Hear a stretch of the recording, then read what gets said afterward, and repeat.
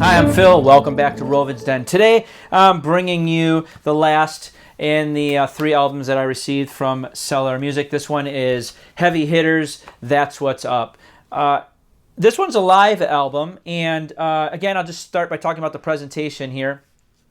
Excuse me for the glare. Let me take it out of the sleeve there so that you can see the album without the glare of the lights and stuff shining upon it. So you got a nice sturdy cardboard here. Beautiful presentation. I love the pictures here on the bottom.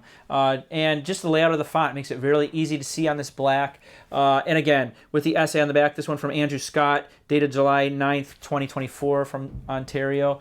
And again, just the credits and whatnot and the track listings. Just I really like the layouts of these. Now, if I did have one gripe about this as opposed to the other ones, is it's a 2-disc, 2-album, 2-LP set. And they are quite heavy pieces of vinyl. They're very thick, very sturdy. Again, absolutely amazing with it being flat as a pancake, but it's not a gatefold. And it would have been nice, of course, it keeps the cost down, I'm sure, by it not being a gatefold, but it could have been a gatefold. And I think, to have more images or these spread apart more that are here on the bottom could have been pleasant to see. However, that's a small gripe. Not even a gripe, just a small thing that would have been nice to see. Now you can see the logo, the labels here. I failed to show the labels on the other ones, but just how nice they are too. It looks like a classic old jazz pressing with the style of the labels there, and I really liked that about this production from Cellar Live. Now, the tracks are basically 3 per side, with that last side 4 being 4 tracks. It is, again, featuring Cory Weeds as the producer, and this time we've got Mike LeDonne on piano, Eric Alexander on the tenor sax, Alexander Claffy on the bass, Jeremy Pelt on the trumpet, Vincent Herring on the alto sax, and Kenny Washington on the drums. And my apologies if I ever mispronounce anybody's names. But again, a really, really nice addition to anyone's library. Again, I'm sure perfectly obtainable via Bandcamp. It's a very, very fantastic live recording. And I have my notes. Where did I put them? Here to talk a little bit about that. As the essay on the back of the jacket states, right out of the gate, we're hit with a... this was the thing. This definitely felt like I was sitting in my local jazz club, with the banter of the audience, the sound, the music itself, and even, I don't know how they recorded it, but you can definitely hear the 3 dimensions here, and the sound stage is just, it's not like engulfing, but more like I'm actually if I'm sitting in the audience and the jazz musicians are over here as I'm eating my dinner. That's how it felt, and it was nice.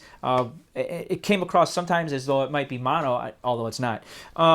The back of the jacket states that this is going to be a blistering performance, and it is, right out the gate. You're hit with that.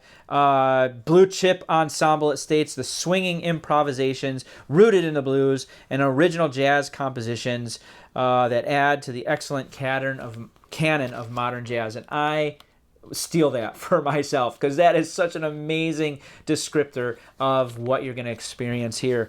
In fact, I said to my son, he was sitting there and he asked me what I was listening to, and I told him, and I said, you should get your head bopping. He said, it's not heavy metal. I said, well, that's okay.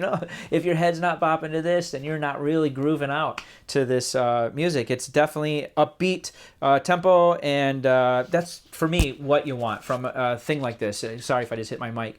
You want a pulse, right, from the jazz that you're listening to.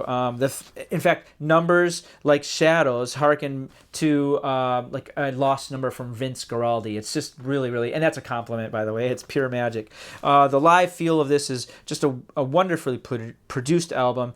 It felt like the old days at the Coffee's Cafe or Starbucks, where you have the lounge chairs, the leather chairs. Everybody would be there studying for their final exams at university, and it was just a place to be, where today the cafes are more sterile, I feel. That's what I felt. It would transport me back to that, like a place you just want to sit down in that leather chair with your cappuccino and enjoy. And I was looking around, where's my cappuccino?